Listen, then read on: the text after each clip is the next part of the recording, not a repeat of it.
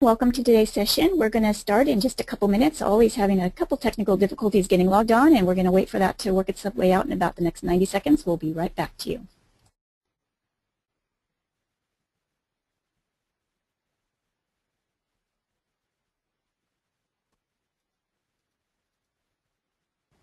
Good afternoon, everybody. I'm Casey Murphy, Director of Marketing here at SiteTuners, and I'd like to thank you for joining us today for our webcast on building better B2B landing pages.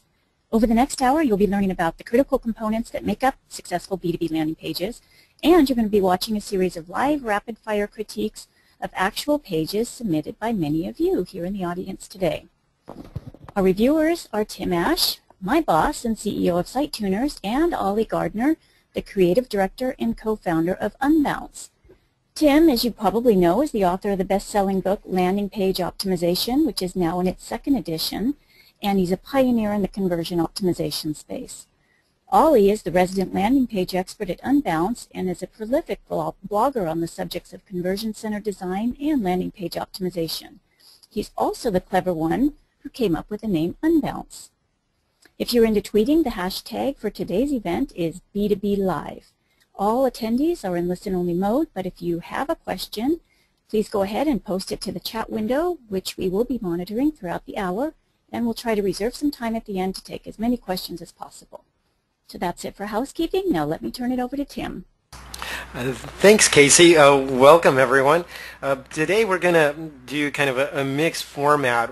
Oli and I are both going to give you a few tips just to get you started, and then we'll do the live landing page critiques, and at the end we'll have a few minutes for a Q&A, but I know this hour is going to fly by, so go ahead and type your questions into the question window, and at the end Casey will read some of those out loud to us, and we'll handle as many of them as we can.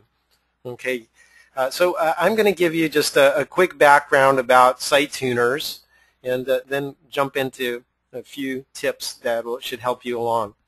Just to give you a sense for where we're coming from, our company does several things. First, we can fix websites using best practices. In other words, all the stuff we know is wrong, might as well take care of it in one shot. And that can be done on an existing site or via a blueprint for a new site redesign that's optimized from a conversion perspective.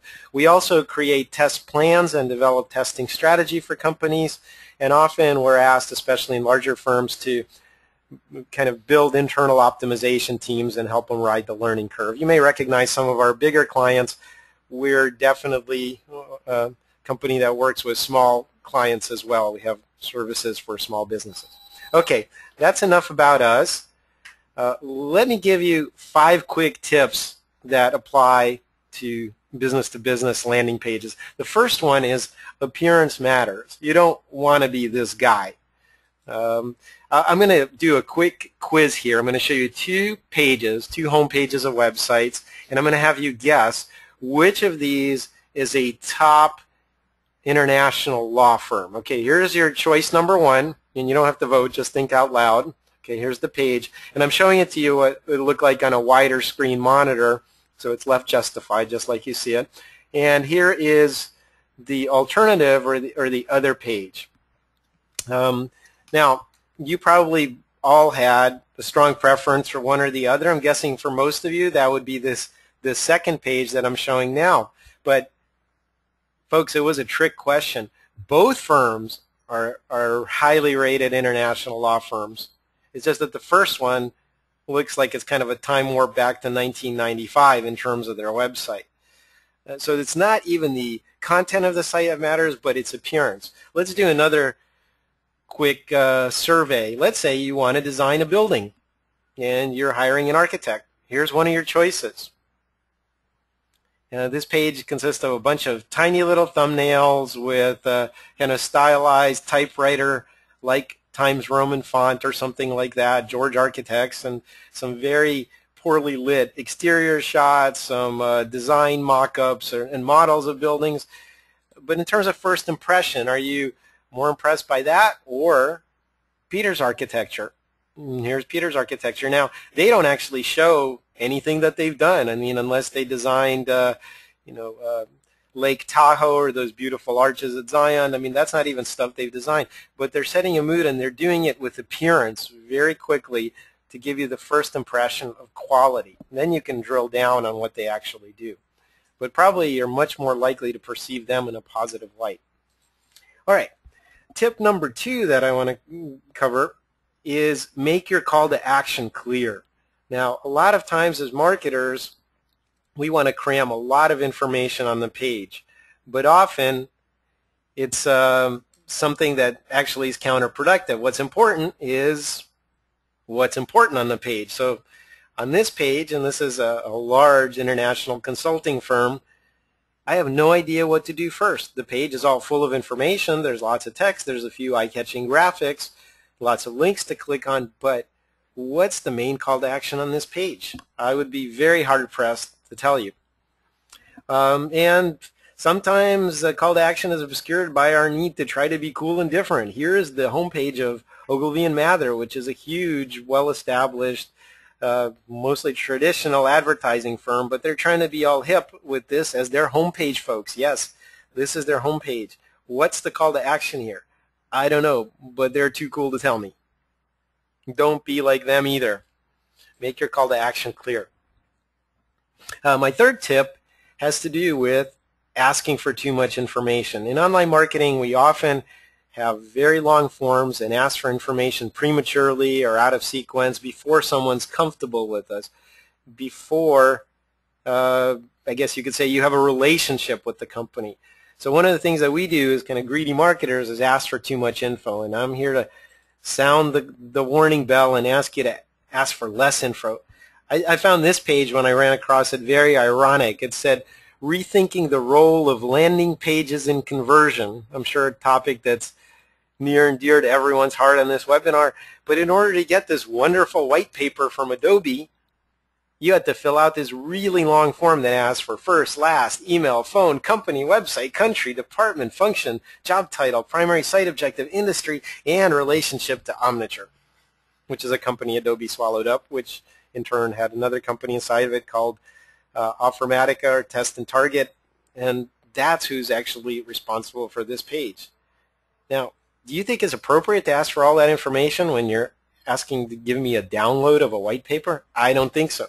Now, here's Deloitte, this page I'm going to show you next, a very large firm in its own right, and they have a page about going organic in online advertising, and there's the little Adobe Reader button at the bottom to download the page. And guess what happens when you click on that link? Well, if you're on Chrome like I was, it immediately opens up in your browser. You get access to the white paper. There's no hoops to jump through. Now, which one of these two pages do you think has a higher percentage of download? I'm pretty confident if I tell you that it's this one. There's nothing blocking your way. There's no barriers. There's no hairy, long, difficult-looking forms to fill out. So, my fourth tip for you is to cut down your text. Now, why is it that when we write for the web, we're using proper English and paragraphs and so on, and here, when we read for the web, we don't experience it that way. Here's a page that has very, very long copy. Believe me, folks, your eyes are glazing over just like mine. Here's another page from another business that has very, very long copy. You're not reading any of that stuff. We're looking for pictures, stuff to click on, so don't have people read War and Peace online. And one final tip I have for you is make your trust visible. In business to business, your reputation really matters. And companies like this law firm that I'm going to show you next use that to good effect. One of the things they do is they name Law Firm of the Year by U.S. News. You can see that. They're top of the Legal 500 at the bottom of the page. On the left, you see the Fortune 100 Best Companies to Work For. Those are all forms of trust, and you have to make your trust visible. We try to do this on our own homepage, or as they say in the ad business, eat our own dog food. So you'll see this. My Bald Head, which is pretty popular, is out there on the page, the cover of the landing page optimization book, as well as marquee client logos in grayscale there across the middle of the page. All of those are used to bring up trust. So here are my key principles for the landing pages. Appearance matters. Make your call to action clear. Ask for less information. Cut down your text. And show visitors why they can trust you. Okay, at this point, we're going to throw it over to Oli, and I'll let him speak a little bit. We're on the title page of his slides. Okay, thank you, Tim. It looks a little squished there, but hopefully people can see it. You can hear me, right? Sure can. Okay, great. Okay, so a little bit about Unbounce before we jump into the critiques. I'm not going to go over it too much. If you can flip to the next slide there. Okay, this is most of you might recognize this. This is how the typical kind of workflow is for getting a landing page done. You know, you have a campaign idea, you throw it over to IT or software development, they build it for you, and then they publish it, which, you know, just results in delays. So a slow time to market. You know, by the time your campaign is done, you may have some reports back, but it's too late, really. And you get resistance from IT. They don't want to be building your stuff. Just as, you know, I mean, they have better things to do. So it's a painful way to go. That's why we built Unbounce. So if we flick to the next slide. Okay, so this is you the goal here is to put marketing back in the hands of marketers. So you can create your own pages, you can publish them with one click, and then you can A/B test them. It's really simple. You get real-time conversion stats, so you know what's going on with your pages. You can develop a hypothesis and come up with something new to test, and you don't have to be technical. So IT is completely removed. They're happy, you're happy. So here you can see some of our clients. I would say, you know, being a landing page company, I've seen about 10,000 landing pages. Some great, some really, really bad. I've critiqued a couple of hundred, and probably written about 300 blog posts about landing pages and conversions. So I'm pretty opinionated, but don't take it personally. I'll try and go easy on these pages. If we just flick to the next one. Okay, this is my main point. Stop sending marketing traffic to your homepage. This is a terrible idea. A landing page should be something that has a single goal. If you look at this example here from Web Trends, great company, they do amazing landing pages. On the left, we've got their homepage, which has 25 links on it. I prefer to call them leaks, because your visitors can just wander around and they're not going to follow the path you intended towards your conversion goal. On the right, they have this beautiful landing page with only one thing to do, which is complete the form. So like Tim was saying earlier, in this case, the one on the right is gonna convert a lot better. So when in order to have an effective B2B landing page, this is kind of the anatomy. These are the 7 elements. I won't talk about all of them because we're going to get into them during the critiques, but I'm going to talk about just 2 of them. One being the form. In order to convert more customers, you need to achieve a balance. This is kind of what Tim was talking about with the long form. I say it's kind of, you need to balance the size of the prize, that's what you're going to get when you complete the form, versus the size of the hurdle to get over it. If they're not in sync, then you're not going to get conversion. So the goal here is to reduce the friction, and that can be caused by a couple of things. The form being too long, obviously, or asking questions that are too personal.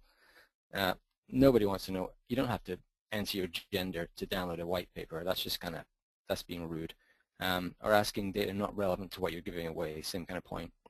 And finally, if you look at number 7, this is the post-conversion area. So after they complete your form, it's not time to run around your office high-fiving, shouting cha-ching, because at the same time, while you're celebrating, your new lead is sitting on the confirmation page that just says thank you.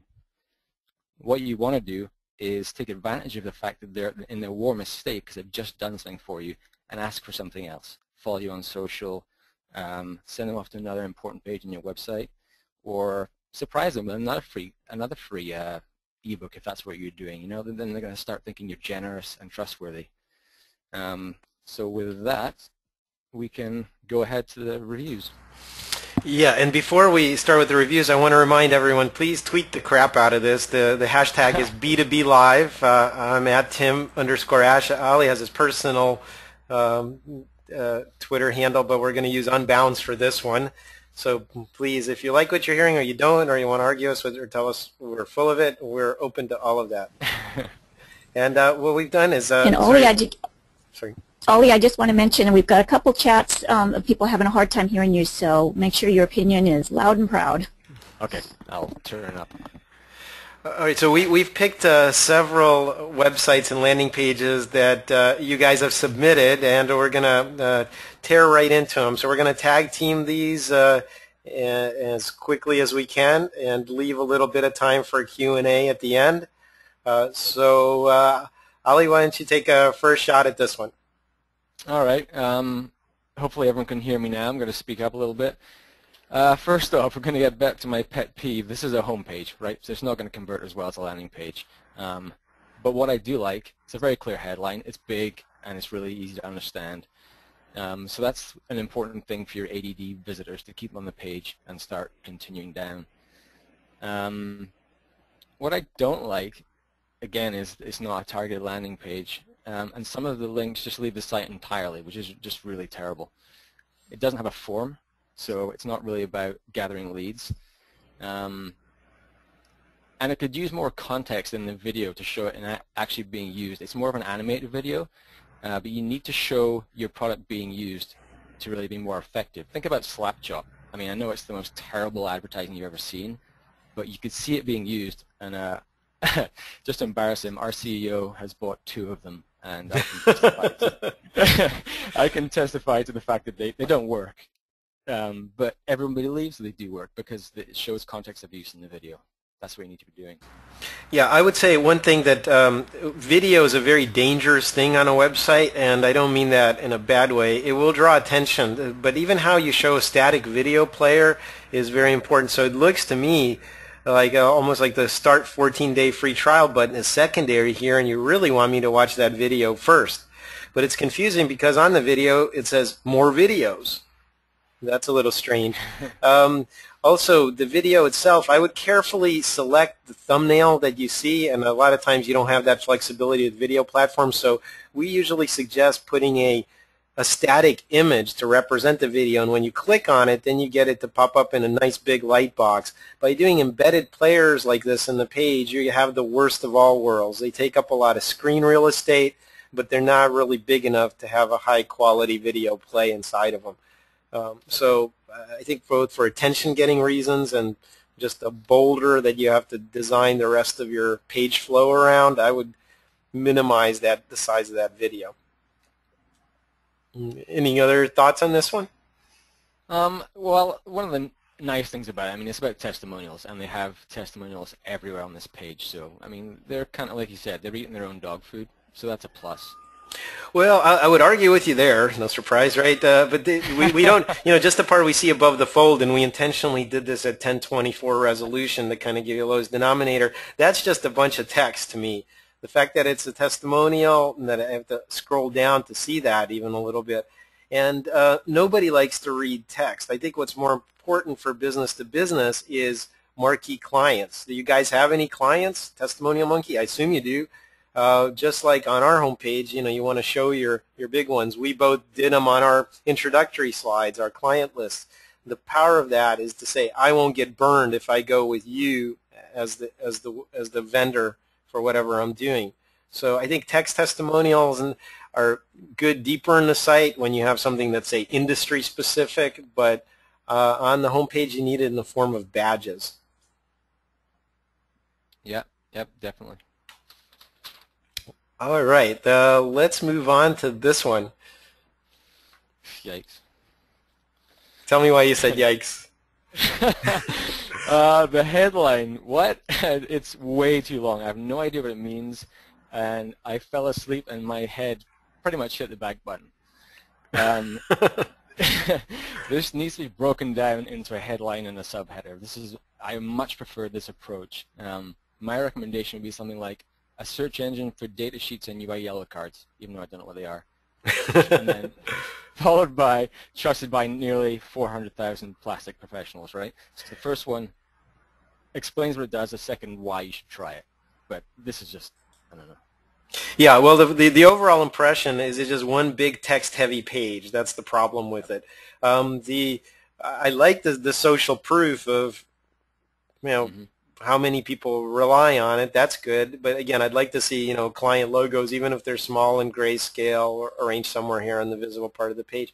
My biggest problem with it is, what am I supposed to do on this page? Again, the option is watching a smaller video. They're doing a good job here, again, making it small, also telling you the length of it, which helps me decide whether I want to make that investment. But what's unclear to me here is what exactly the call to action is. We talked about this earlier, but the form is not constrained at all. There's no border around it. There's no background color. And the call to action, the actual button, as you can see, is actually below the fold. So I don't know how long that form is. Slightly below the fold, but it's still there, below that mark. Yeah, and that's a good thing to test as well, length of your form, because usually that's, everyone in the company wants some piece of information, but there's always something you don't need, so getting rid of that conjecture can easily be done with a test. Yeah, so the question is, a lot of times what's wrong isn't the page, it's the business thinking behind it. If I may say so, is the call to action right? Or are you asking for the right amount of information? You really want me to set up a free account? Well, what do you need for that? You need an email, a password, maybe if you want to address me personally, my name, and my phone number, and maybe my company name. But then, all of this other stuff, that's nice to have for your sales force or your marketing team to start pestering me, but it's not necessarily information that's I feel necessary to create a free account. So if you got rid of a few of those fields, you'd actually have the button above the fold. What a concept. Yeah. And the button, and I'm going to say this once, and we'll probably see it many times. If you can just scroll down a bit, Tim. It says click here. This is as bad as submit. Yes, submit. That's about wrestling. It's not about it's not about forms. Right. Or if you're into that dominatrix stuff, whatever floats your boat, I guess. It should reflect exactly what's going to happen when you do click it. So see if you qualify for free access or something similar. That's right. Or set, activate my free account. You tell them what happens when they push that button. It should match their intent. Click here doesn't tell me anything beyond the obvious that buttons are clicked on. By the way, that's one heck of a button. It's square and super wide. If you radiused it a bit and made it button size, I know you can experiment with different button sizes, but still, it's not very button-like, I got to say. Yeah. It's unclear. You have great stuff here, media mentions, members of the association. You have DuPont and John Deere as clients. This is monstrously powerful stuff, and you're hiding all that good trust stuff below the fold. Yeah, I would say they are doing a couple of things right. If you click on most of the links a little bit further up, everything opens in the data sheets. All this stuff opens up in a light box. So you're getting previews. You don't have to leave the page. The video opens up in a light box too. So the interaction is good because you're not pushing them to another page. So they're still focused on your goal, even though there's some things missing here. So that I like. Yeah, agreed. And again, they've done a nice job making the video smaller. What my biggest, I think it's a matter of use of real estate and making some clearly defined areas. So, for example, about our database, why choose us? You could just as easily have put this into 3 side-by-side boxes saying early stage, mid-stage in the funnel, or I'm ready to act now. And if you want to think of it that way, putting the sales funnel on its side. So you have to make it clear that there's stuff for early stage people here. You can't expect me to hunt and peck and read the whole page. Yep. Also, I know that Underwriters Laboratories, I'm not sure what this division of them is, but it's pretty boring as a page, I have to say. It's kind of bland. Did you do research to understand what UL means? No, that's a well-known kind of consumer protection brand in the U.S. Okay. I think it's the same UL. I assume they kind of have a circle with the UL. Okay. No, we don't want to. No, we didn't research these pages, folks. We want to experience them pretty much cold. All right, let's move on to our next one. Oli, take it away. Oh, okay. I'm going to reverse things here. I usually start with what I do like. There's a lot of things here I don't like. The headline is just complete marketing generic speak. It doesn't dig into the heart of what they're offering. Well, wait, that doesn't, first of all, I don't even think it looks like a headline because it's off to the side. It's much lower contrast. It's smaller in size than this other blue headline or than this screaming call to action supporting thing. So it doesn't, I wouldn't. At the top, yeah, sorry, Tim. At the top it says more sales, save time and money, beat your competition, and then they repeat that in the center of the page, which is a massive waste of real estate. By the way, no one's reading that part in the header anyway. You would just automatically skip past the nav bar, so that's not doing you any good up there. I would like to know what these guys do. Yep. And the best place to do that when you anchor the experience is down here as a supporting tagline. What do you do? Well, yeah, you get a free consultation, but on what? Right. You also get a free online marketing cheat sheet. How much return to expect? I must say, I mean, the messaging here is probably the biggest problem. Yeah, and the use of stock photography doesn't build your trust very much. I mean, this is going to be... No, a friend of mine calls that kind of stuff business porn. You know, you just want the iStock photo and you downloaded it for $1, and everybody's feels that they have to do it. But you know what? These are completely different types of pictures. This one is cut off in the frame. This one is completely contained against the white background. The problem, too, is the choice of pictures. Oh, by the way, this one looks really squished. I know we're looking at a kind of a squished monitor, but that image, if you go to their actual page, is actually not properly proportioned, and our eyes can detect that. Fat, squished people don't look right. There's a special part of our brain that's there just to recognize faces and human beings, and we're spending all of our time looking at this picture and at this picture, and we're not spending our time reading the text on the page. Yeah, and if you do click one of those things at the bottom, maybe you want to try this, see if it comes up. Let's see. Whoa! This is going right back to 1996. This is Netscape kind Back of to stuff. the future, yeah. Yeah, I mean, very cheesy. Yeah. No continuity with the last page. It doesn't even look like part of the same experience. No, and put it up on a light box. Don't be taking people away. Yeah. Also, you know, we talked about the weakness of the form on the other page that we just saw. This one's not much better. It's white on white. It's got a little cut-off header that says free consultation, and then it's got your favorite button, submit. It's funny because in the blogging I've done, critiques, I repeatedly insist that people don't do that, and I have been seeing over time that less and less people are doing it. So there's some learning going on there. Well, hopefully. Not as painful as it used to be. Or sometimes I feel I've been crying in the wilderness for 10 years. One thing I do... Oh, go ahead. Please, go ahead.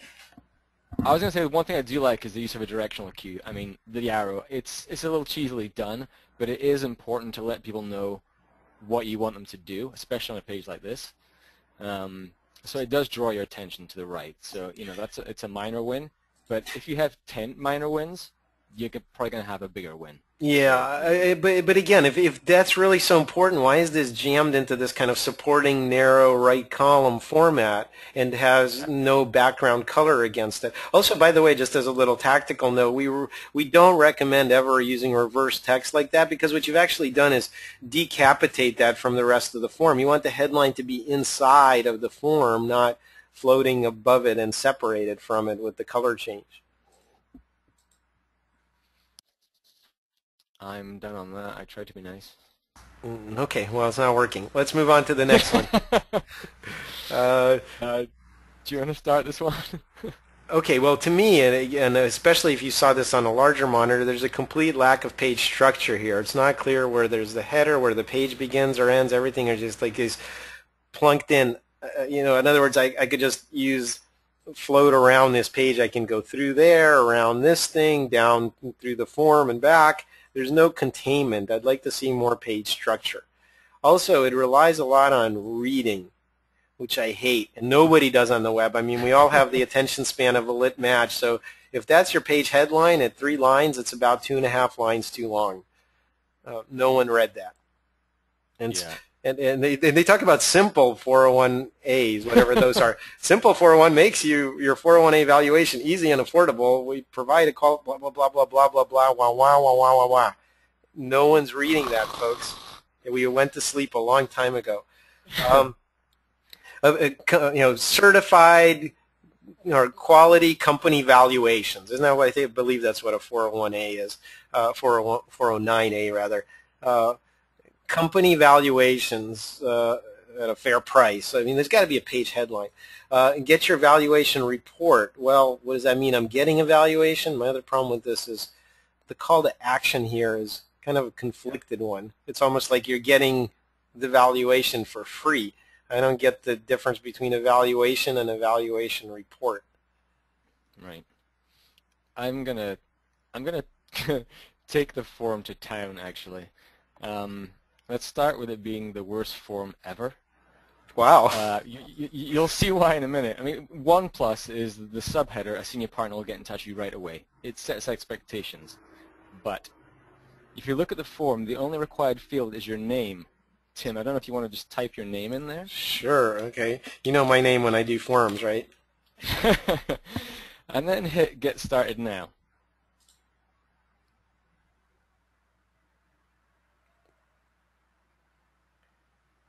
Wow, okay. So based on your name, they're going to check the yellow pages, find out your phone number, and then they're going to call you because they didn't make the phone number a required field, and their whole thing's about phone. Well, by the way, there's a big difference between right away and an hour or two. Okay. Yeah. Also, I don't believe that a senior partner is going to call me, so this is completely unqualified. Are you kidding? A senior partner at a company, corporate valuation company is going to call me based on knowing my name, email, and phone number. You guys must be desperate for leads. So one of the mistakes that it's often made, and again, this is at the level of business strategy, is not cultivating the lead. The part on the web that you may be asking for is a long way removed from an ultimate sale or even contact with one of your associates. You know, you should be getting these people on a mailing list. I think the right thing to do here is a bribe. You know, 7 biggest mistakes when valuing your company. Downloadable ebook.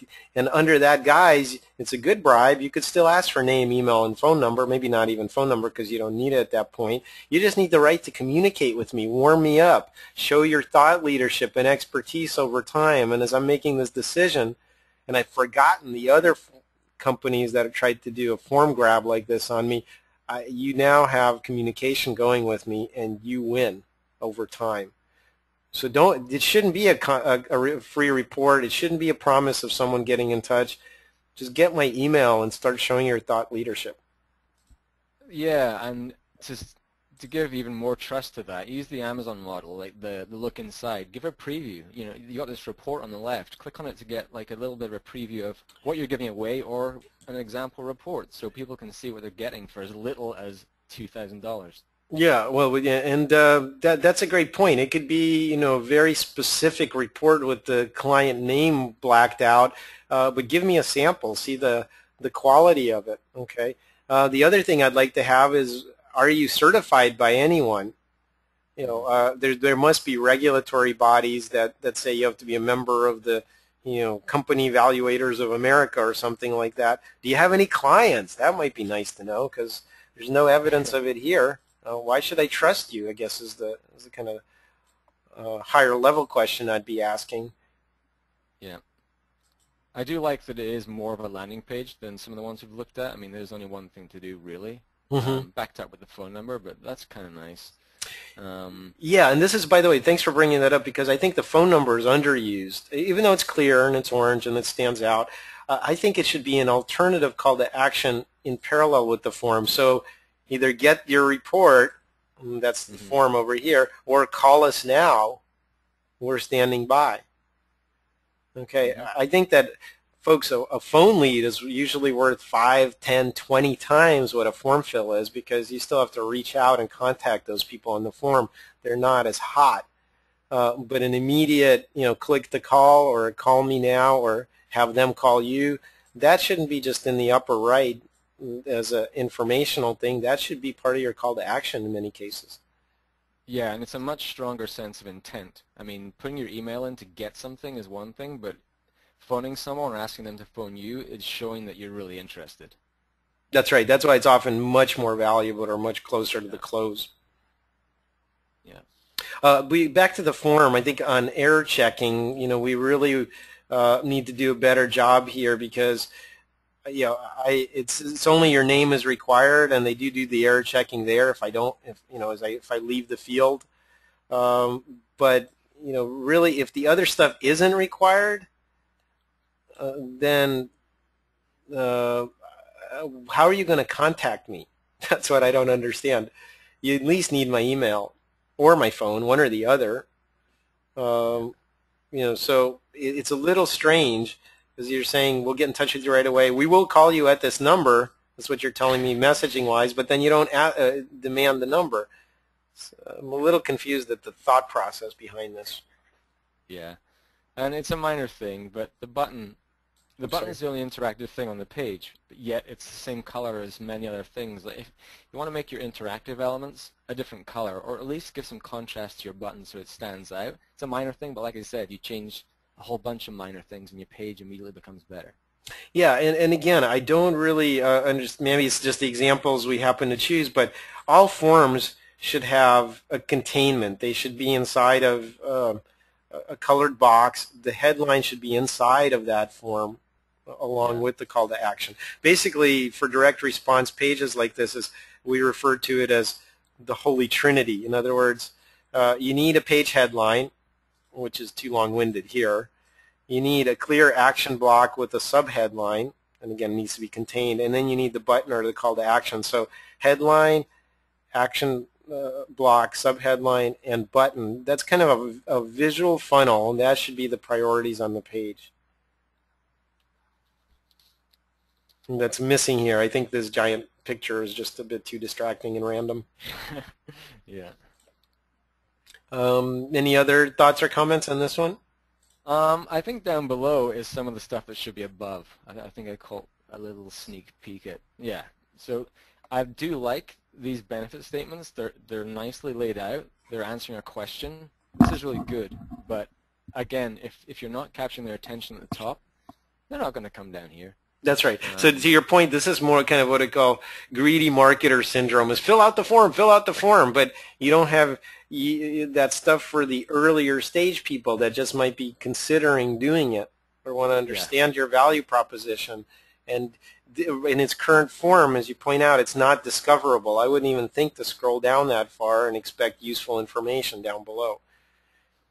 Yeah, and you want to tell people why they should be working with you before you ask them. It's like kissing on a first date. You don't want to go too far there. You need to set things up a little bit. And also just it's how much you emphasize that. You don't need to create a whole icon set just to tell me 6 bullet points. Low cost, protects you from liability, simple, experienced appraiser, superior customer service. That could be just a list of some quick bullet points up top. And if somebody, and then just one single get details link that would take you to a lightbox popover where you discuss it at length. Mm-hmm. But be careful not to decorate the parts that you don't care about.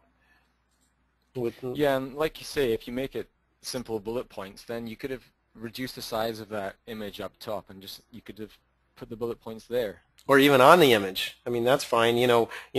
Why choose us? And then you just have as part of that image, experience since 1978, over 100 performed, low cost, just a bullet list that goes, across the top of the image like that. And then I'd say that's a valid use of space. Yeah, totally agree. Good. Okay, well, should we move on to the next one? Sure. Go for it. Okay. I'm a little confused here. The things that stand out for me here are the big smiley face, lovely, and what's most important to you? Well, to me that kind of sounds like this is a personal development or health clinic kind of site. It does nothing to tell me this is a website company. I mean, it's stock imagery, and I don't know, what's most important to you? Well, money or being healthy. Again, it's got nothing to do with websites. It's got questions at the top, questions about what. Yeah, one dominant branding image, that's a huge problem. And again, it's a person, and the guys are probably thinking, hey, she's hot, and the women are like, that bitch, oh, that's okay, she has crow's feet. So that's kind of, but the point is we can't stop looking at people, especially people looking at us. So if you very strategically point, if she was in profile, and her, she's looking down at the free price quote button, that's a strategic use of an image that supports the call to action. This is a gratuitous graphic. We're going to lock gaze with her and not let go. Here's another pretty woman. Great, so I'll look at her for a while. And that few seconds of attention is not going to understanding your value proposition or what I'm doing on this page. Yeah, I mean, switch the two titles. So professional web design company is first. So even if you're still looking at the woman on the left, you know what the purpose of the page is. You're not just gonna leave because you don't get it. Yeah, you're right. The headline here is just really cryptic. What's most important to you? Well, in what context? Let's see, having a good relationship with my family, or earning a lot of money. But it's such an open-ended, weird question. I don't really see how it relates. And you're right, the call to action, the main headline should often be just mimicking your tagline or an expanded version of it. So web design company, yeah, and the headline is professional web design company, or affordable web design company, or something like that. I do like the bullet points are front and center, but there's nothing to lead you into them. I mean, I like that they have a question, but it's just the wrong question. Yeah, perhaps. And the other thing is, here again, greedy marketer syndrome, free price quote. There should be a call to action, but is free price quote really realistic? Wow, okay, I like the woman. Let me get a free price quote. I mean, like you say, like a date before you get married, or, it's premature, it seems like. Yeah, and really, is a price quote going to cost money? All price quotes should be free. Yeah, of course. It's redundant copy. Now, here's client testimonial. This is the first evidence I have that you have clients. Unfortunately, again, we see the big, giant embedded viewer, and then, again, it's probably off of YouTube or some similar platform, and you don't get to choose the image, and guess where they stuck the play button by default? Yeah. Right over that unfortunate woman's face. I'm not sure if it's a good thing or a bad thing, but I assume, you want us to see her face. So putting a play button over it doesn't really make for a particularly compelling cover shot. Yeah. She also looks like she's sitting in a courtroom, which, that's not exactly trustworthy. Either that or a restaurant. Well, I didn't get that association. Maybe you guys in Canada have different courtrooms. It looks like just the regular office furniture to me.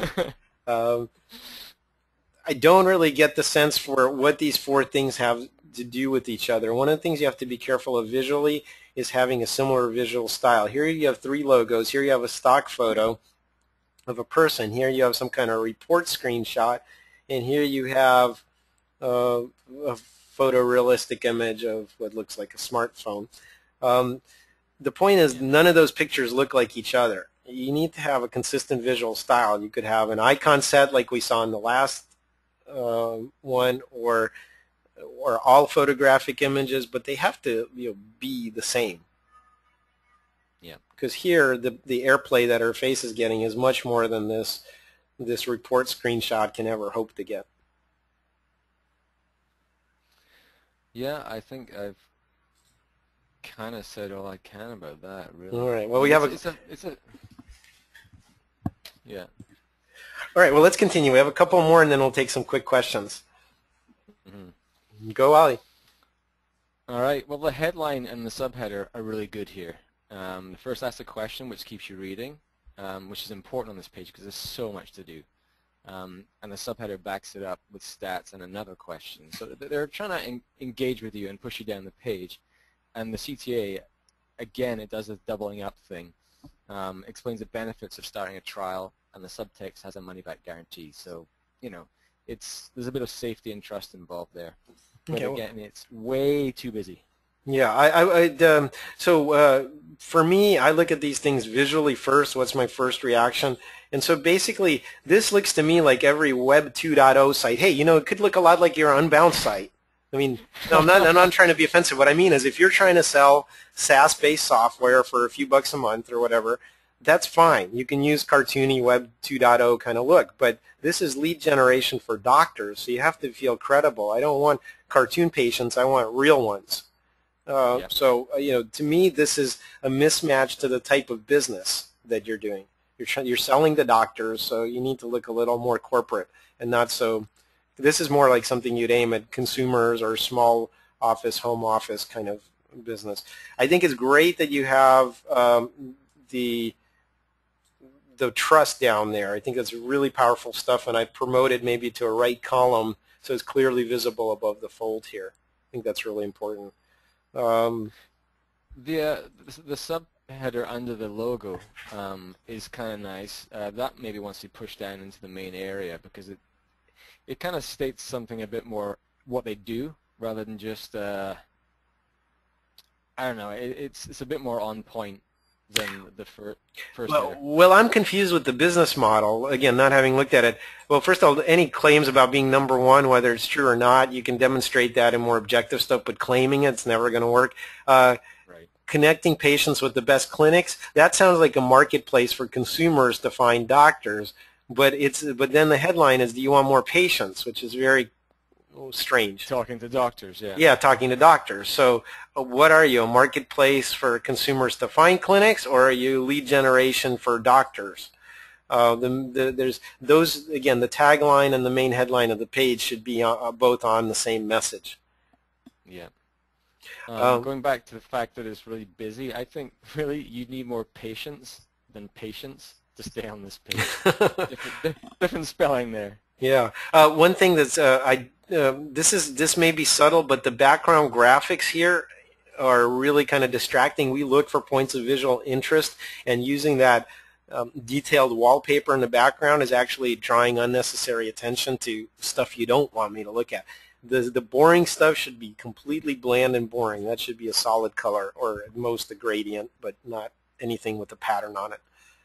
I know it's a UK site and they have enquiries there, but I don't understand your business model. When you try to explain it here, and if this was like a 1, 2, 3, then maybe I can get that. But what you should say is, qualified patients looking for you, how it works. Sign up and, you tell us how many leads you want. And then the main call to action should be, again, here on the right, sign up and get 10 free patients or 10 free patient leads. Yeah, I mean, it's telling you how much they cost there, but then on the CTA it's saying you get 10 free. So what one's telling you the kind of the danger point and scaring you away, and one's saying giving you something nice. So it's a little bit of a conflict there. Yeah, and also this is new patient guarantee. If there's they're saying risk-free. I assume you have to set up your account, give them your credit card, but still, the notion of 10 free leads is how I'm thinking of it. With a guarantee, those don't really square. You only guarantee stuff that you're going to pay for, so that's probably something. What you're doing is correct. From a business model standpoint, you're giving me a taste or a sample. Here's some patient leads. Do these work out for you? Okay, if you find value, then you'll sign up. But telling me that they're guaranteed when you're giving them to me for free in the first place is kind of a meaningless pledge. Mm-hmm. Well, you can tell by the scroll bar that this is going to be a really long page. Shall we explore down below? Go splorking? Yeah, let's go.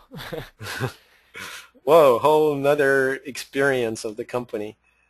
Yeah, I mean, this is the kind of point where you need to follow Steve Krug's advice. So take away 50% of the copy and then delete half of what's left. Right, and then don't make any qualitative statements that you can't support. Yeah, that sounds like an infomercial. Your estimated earnings, 50,000 euros. Who's going to believe that? I mean, there's nothing wrong with the earnings calculator, but this isn't earnings. It's like it's more like what's the value of a lead? What's the value of a new patient? Well, it's not about what's the value of a patient? I would kind of recast it more like that. That makes sense. I'm not earning anything here. And then the level of detail, you're talking about, you know, bonuses, but wait, you also get this. You know, that's there's enough here already without needing to do that. And screenshots like this are pretty useless. You can't read them anyway. Yeah. I think the key here is this: you only pay for results, and get more patients, you know, faster. So you have to really think of the level of detail and what your key messaging is. Here, I think it's the kitchen sink approach. Yeah, it's nice that they're getting you patients, showing how many people are searching for this kind of thing, which, you know, validates their business model, which may or may not make a potential customer feel better, but it does say something about, you know, the not alone factor, that lots of people are doing the same thing. Yep. All right, well, we have one more, and then hopefully we'll have time for a little Q&A. This one we saved for last. I hate to say this, would it be fair to say, because we're just floored by this one.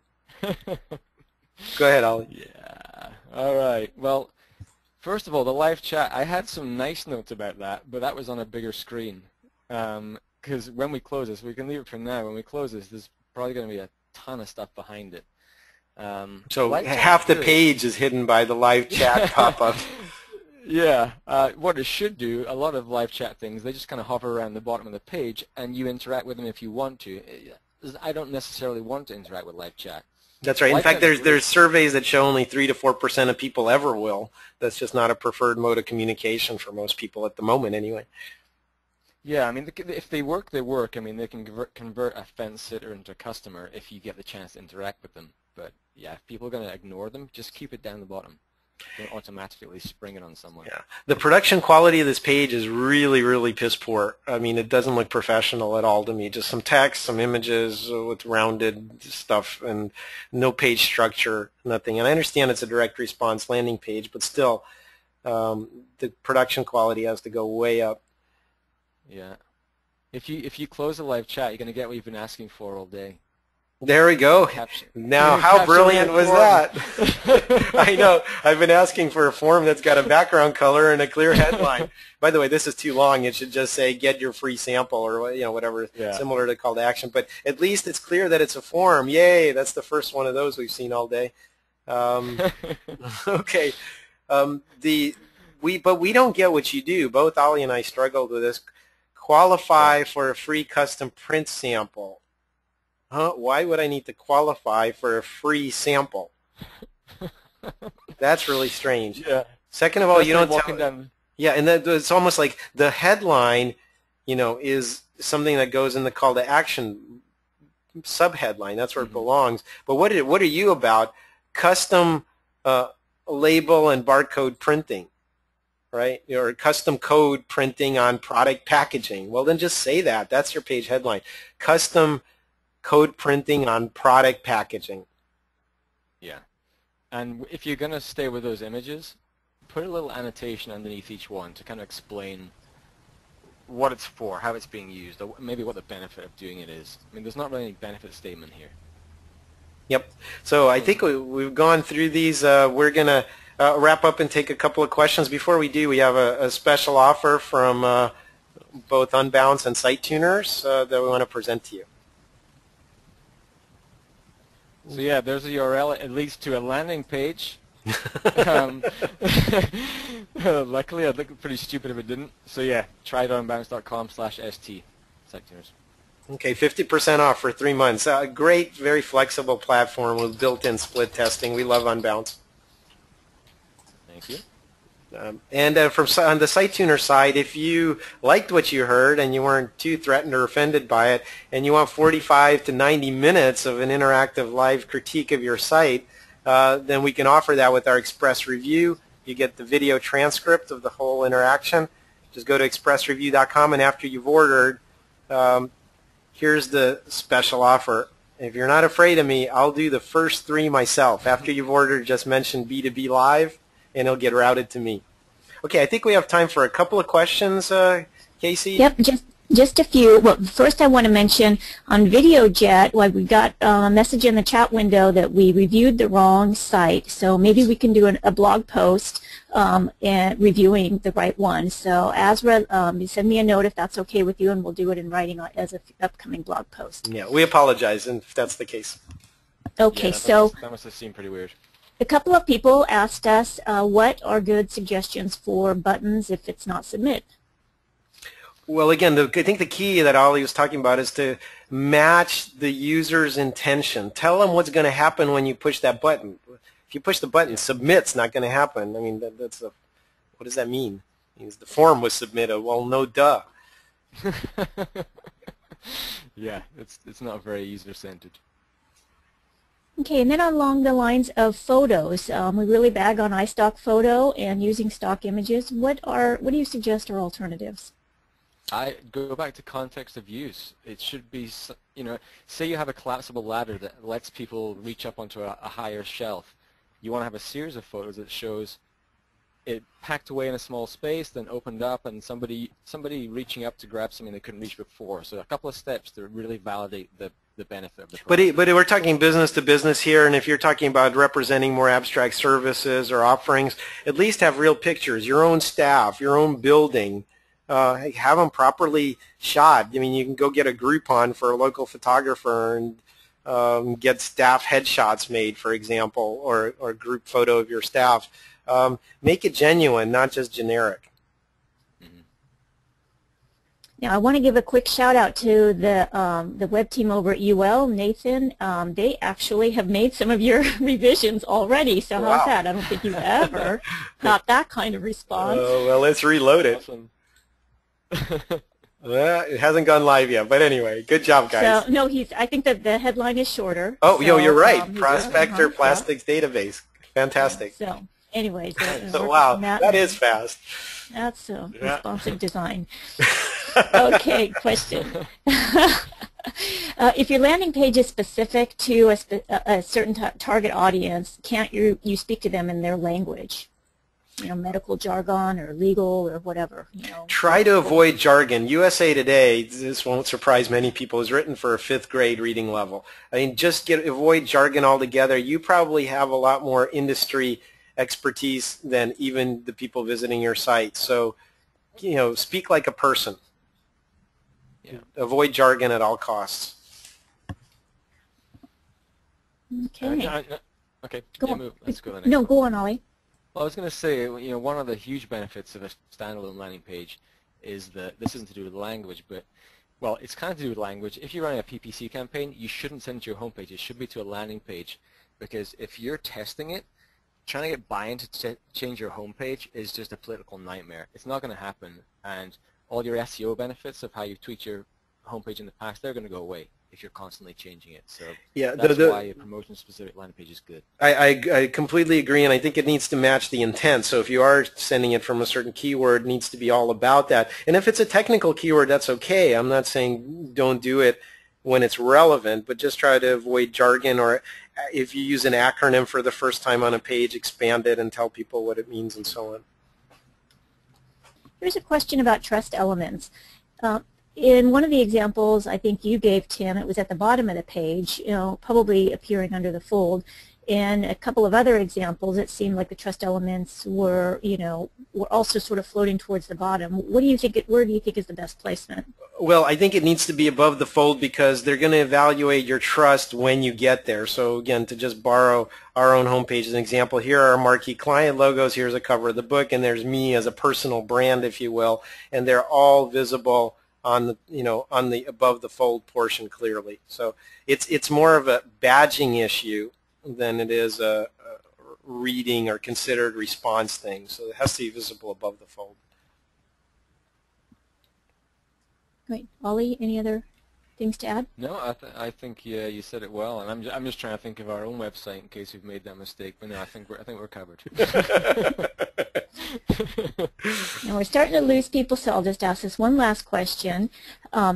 This goes back to one of Tim's earlier examples with the long lead form versus no lead form for a white paper download. So Warren said, well, obviously they would get more downloads if there was no lead form, but then again, they don't get any lead information. So where's the balance? Okay, great question. So in general, in business to business, it's likely not a go buy Tic Tacs at 7-Eleven kind of transaction. It'll take time and trust. So some content on your site you just give away completely ungated. Other content you may only ask for an email.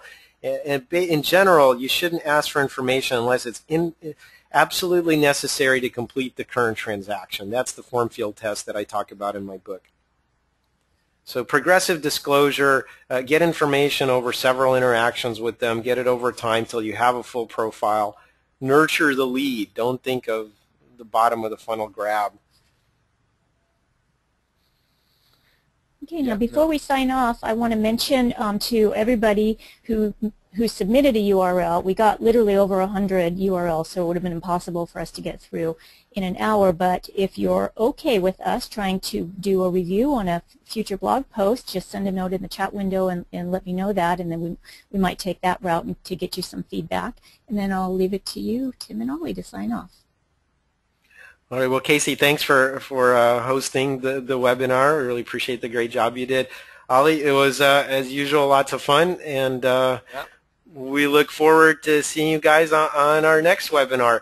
The slides will be available. I know a lot of people asked that. We will mail them to you along with the reminder of the special offers after we're done. And the recording as well, the full-length recording. And thanks for the invite, guys. It was a pleasure and a lot of fun. Thanks, everyone. Have a great afternoon. Okay, cheers.